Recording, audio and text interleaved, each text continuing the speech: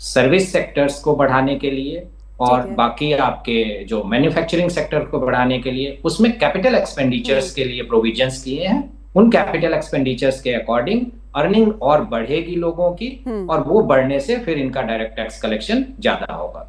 तो मुझे नहीं लगता कि इनका कहीं से भी कोई सपोर्टिंग ऐसा था कि जिसकी वजह से इनको देना था। हम उम्मीद जरूर कर रहे थे, लेकिन इन्होंने उस उम्मीद के लिए ऐसा कुछ बढ़ाने का प्रावधान मतलब सरकार की या वित्त मंत्री की लिस्ट में ऐसा फिलहाल इस साल के लिए कुछ नहीं था। सुधीर श्रीवास्तव जी हमारे बीच में है, वीपी है एनईए नोएडा के, उनसे समझते हैं। सुधीर जी, अब देखिए हमने किसानों की बात की, नौजवानों के लिए, आप कंटेंट क्रिएटर्स के लिए सरकार ने इस बार ये अपने आप में एक नई भी चीज है, और आप फ्यूचर के लिहाज से भी, यानी आज जिस जेन जी की बात होती है, कंटेंट क्रिएशन से लोग आजकल इतना कमा रहे हैं, उनकी कमाई बढ़ जाएगी। स्कूलों में बाकायदा इसके लिए एक्सपोजर हो, लैब स्थापित की जाए, उस दिशा में सरकार आगे बढ़ना चाहती है। देखिए, ये बहुत अच्छा एक इनिशिएटिव हो सकता है सरकार की तरफ से, और ये बहुत ज़रूरी भी है। एक तो हमारे, अगर हम बात करें हमारे भारत में, तो ये R&D पे हम लोगों के यहाँ पर एक्सपेंडिचर बहुत कम है।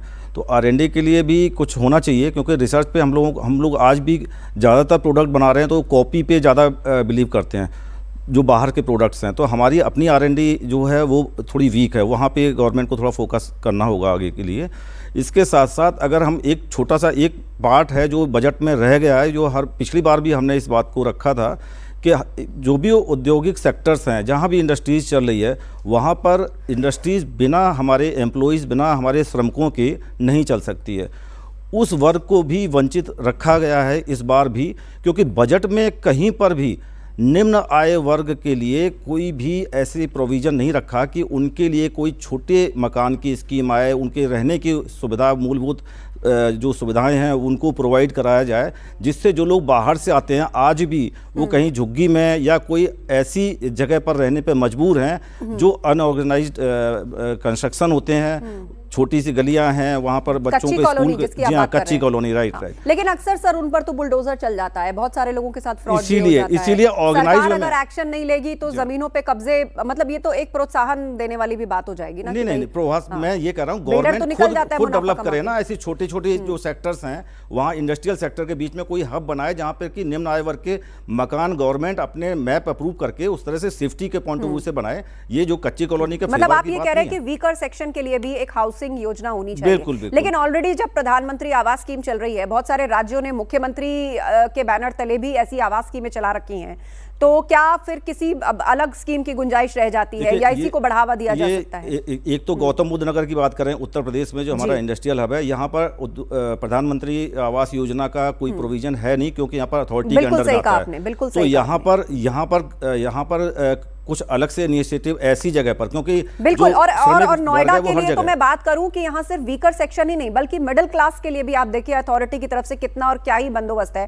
कि लोगों को एक अच्छा आवास एक अच्छी लोकेलिटी में उपलब्ध हो पाए। चलिए, कुछ रिपोर्टर्स हमारे साथ हैं, उनके साथ बहुत सारे लोग हैं। सबसे पहले गाजियाबाद का रुख करते हैं, रोहित सिंह हमारे साथ हैं। रोहित, जरा पूछिए लोगों से कि ये बजट उन्हें कैसा लगा, प्रैक्टिकल था, व्यवहारिक था, जिस 2047 की बात हो रही है, क्या लोग इस लंबे संघर्ष के लिए, विकसित भारत बनने के लिए तैयार हैं, या फिर जो उम्मीदें होती हैं हर साल कि भाई चकनाचूर हो गई, टूट गई या कम पूरी हुई, उनका क्या कहना है?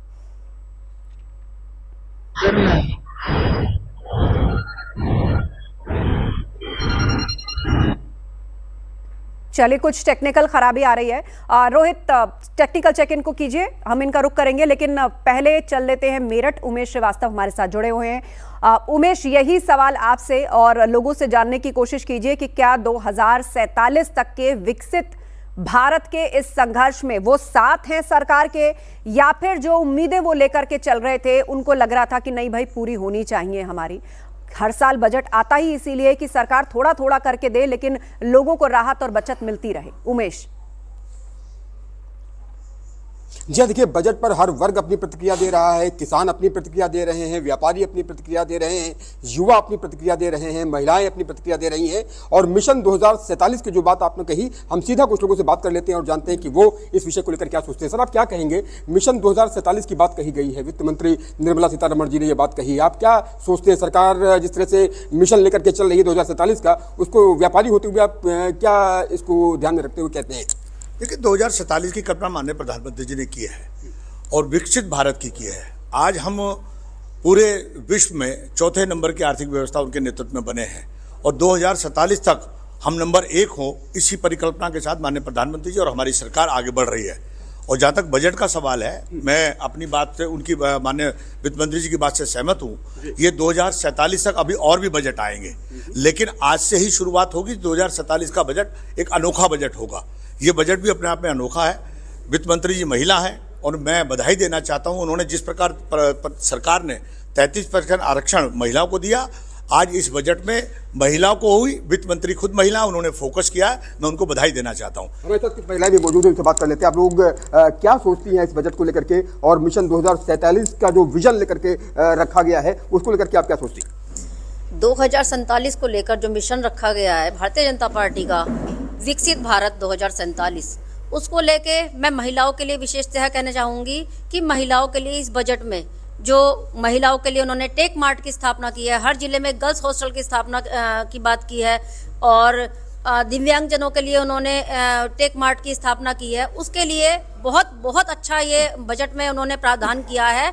और उसी के साथ ही महिला होते हुए, वित्त मंत्री भी हमारी एक महिला है, महिला होते हुए उन्होंने महिलाओं का ध्यान रखा है और इस बजट में सभी को साथ लेते हुए सबका साथ सबका विकास की उन्होंने उसको पूरा उनको पूरा पटल पे उतारा गया है।